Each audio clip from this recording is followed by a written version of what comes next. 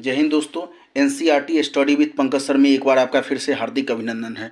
दोस्तों जैसा कि यह मेरा linear equation in two variables चल रहा है, दोस्तों यह मेरा एक्सरसाइज 3A है। इसका सेकंड क्वेश्चन आज सॉल्व करेंगे। जैसा कि क्वेश्चन है solve each of the following system of equations graphically. तो क्वेश्चन है 3x + 2y = 12, तो x - y + 1 = 0। तो चलिए क्वेश्चन को सॉल्व करते हैं। तो सबसे पहले क्वेश्चन हमारा क्या है, 3x + 2y = 12 और x - y + 1 = 0। तो सबसे पहले हम दो बॉक्स बना लेते हैं। दो बॉक्स सबसे पहले बना लेते हैं।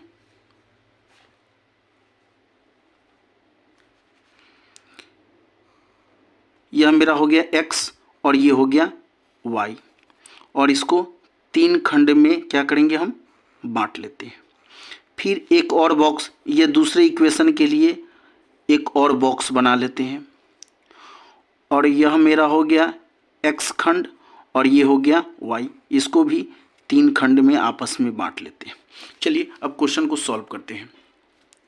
तो जैसे 3x + 2y = 12 है, तो 2y = हो जाएगा 12, 3x प्लस में इधर आकर के -3x हो जाएगा, और y = हो जाएगा 12 - 3x, और 2 मल्टीप्लाई में है तो क्या आ जाएगा, डिवाइड में हो जाएगा। चलिए अब हम क्या रखते हैं, सबसे पहले हम x का मान इसमें क्या रखते हैं, इस इक्वेशन में हम x का मान हम 0 रखते हैं। तो 0 रखेंगे तो y = हो जाएगा 12 - 3 और ये 0 / 2। तो 12 - 3 को 0 से मल्टीप्लाई करेंगे तो 0 हो जाएगा, तो क्या बचेगा 12/2। 2 से डिवाइड करेंगे तो क्या आ जाएगा मेरा 6, यानी y का मान क्या आ जाएगा, 6 आ जाएगा। फिर अब हम x का मान क्या रखते हैं, x का मान 2 रखते हैं। तो y = हो जाएगा 12 - 3 × 2 / 2। तो 12 - 3 × 2 = 6/2 हो जाएगा। 12 में से 6 जाएगा तो क्या होगा 6/2। 2 से काटेंगे तो कितना आएगा, 3 बार में कटेगा। 2 से कितना टाइम कटेगा, 3 टाइम कटेगा, यानी y का मान क्या हो जाएगा 3। अगर x का मान 2 रखेंगे तो y का मान 3 आ जाएगा। फिर y, अब x का मान हम क्या रखते हैं, x का मान हम 4 रखते हैं।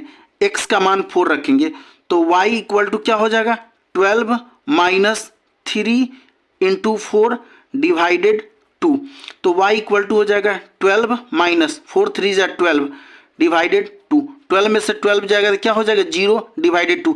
0 में 2 से डिवाइड करेंगे तो क्या आंसर आएगा 0।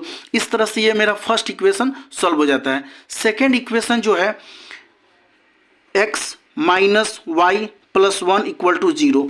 तो x = हो जाएगा y माइनस में इधर आकर के प्लस में बदल जाएगा, 1 प्लस में इधर आकर के -1 हो जाएगा। चलिए हम इसमें y का मान क्या रखते हैं, 1 रखते हैं। तो y का मान 1 रखेंगे तो x = 1 - 1, 1 में से 1 गया तो क्या हो जाएगा 0। x का मान क्या आ जाएगा 0 हो जाएगा। फिर अब हम y का मान इस बार क्या रखते हैं, y का मान 2 रखते हैं।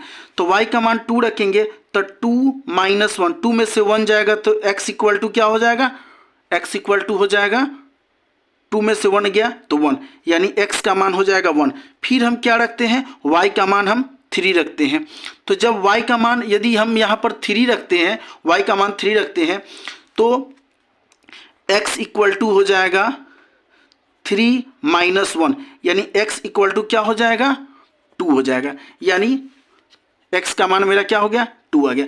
तो चलिए दोस्तों इस प्रकार से हम दोनों इक्वेशन से x और y का मान निकाल लिए। x और y का मान ये फर्स्ट इक्वेशन से हो गया, सेकेंड इक्वेशन से हो गया।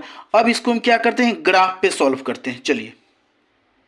चलिए दोस्तों इस तरह से यह मेरा हो गया x हो गया, x' हो गया, y हो गया, y' हो गया। इसको दोस्तों ग्राफ पे अगर बनाते हैं तो बहुत बेहतर ढंग से बनेगा।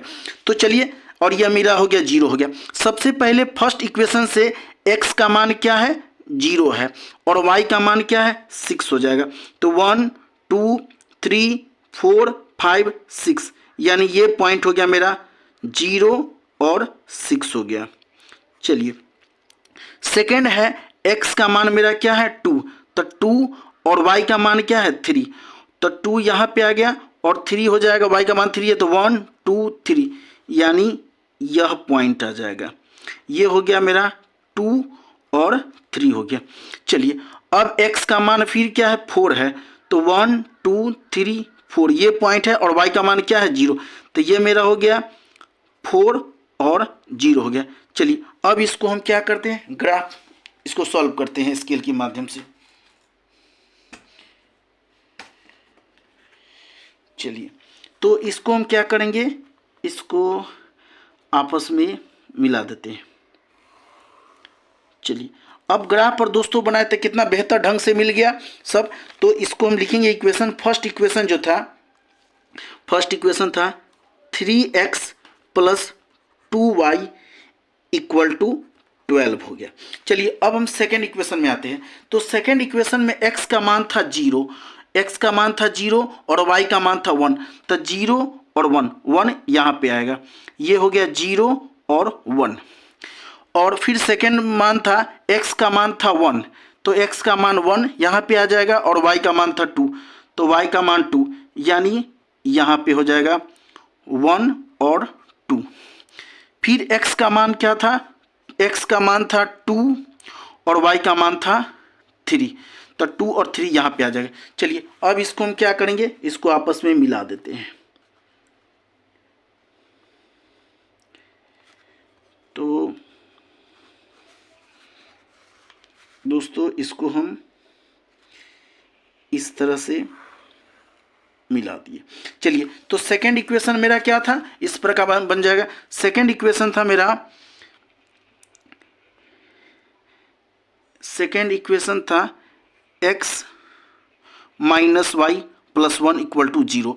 अब यहाँ पर जिस बिंदु पर यह कटान बिंदु है, यही मेरा आंसर होगा। तो पहले x का मान होता है, तो x इक्वल टू मेरा क्या होगा, x इक्वल टू मेरा हो गया 2 और y का मान मेरा कितना हो गया 3। तो चलिए दोस्तों इस प्रकार से यह क्वेश्चन मेरा सॉल्व हो जाता है। अब नेक्स्ट क्वेश्चन हम लोग नेक्स्ट वीडियो में कंप्लीट करेंगे। धन्यवाद।